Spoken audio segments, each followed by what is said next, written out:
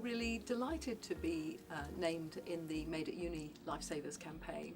I think this really recognises the work that we've been doing with people who have aphasia and the difference that it makes to their lives in terms of the quality of life and their well-being. We came together originally on a project where we wanted to look at how we could use technology to help people who have severe aphasia learn how to make gestures. So we worked on a sort of 18-month project to do that, and that was just the start of something great, and it's been going from strength to strength ever since. So from our very first project, we've employed people with aphasia as members of the team, of the research team, the design team, and they've contributed hugely to the success of the various technologies that we've developed. So they've worked with us in co-design workshops and in evaluating any technologies that we've created.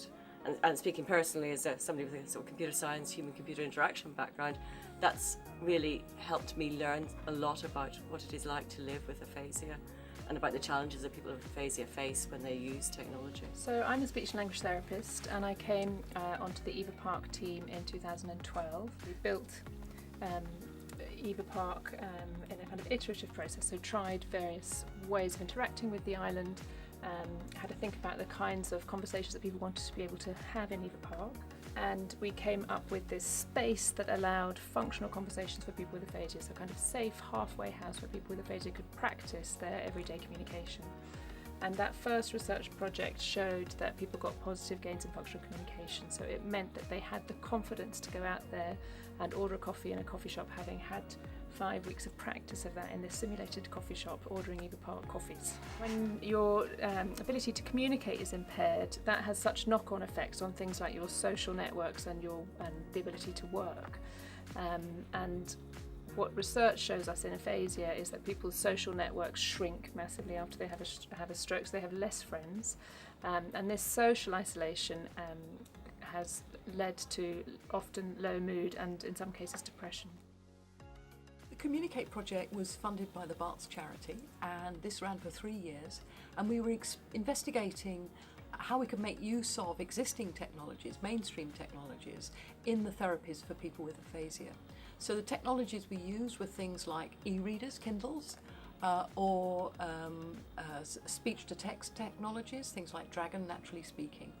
And we brought those technologies in, repurposed them so that they could support people with aphasia who have problems with reading and writing, integrated them into therapy plans for people with aphasia, and showed that we could make a real difference in people's ability to, for example, carry out functional reading and writing tasks. So we had people who were able, for the first time, to read a book since they'd had their stroke, or write a story for a grandchild. And as a result of that work, we're still running a Communicate clinic at City. So we continue to provide these therapies for people with aphasia, and we continue to offer student placements, so we're training the next generation of practitioners. What we're trying to do is to help people who have aphasia be creative and to create digital content.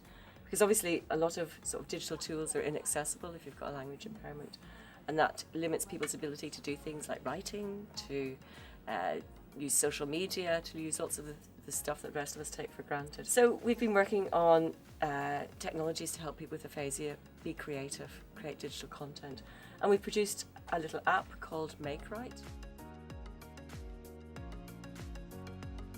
So MakeWrite is an iPad app to let people with aphasia create digital texts, so things like little short poems. And also does some nice things like I can get it to read the words out in case I can't read them myself, or I can share it in social media, so I could share it to my Twitter or Facebook.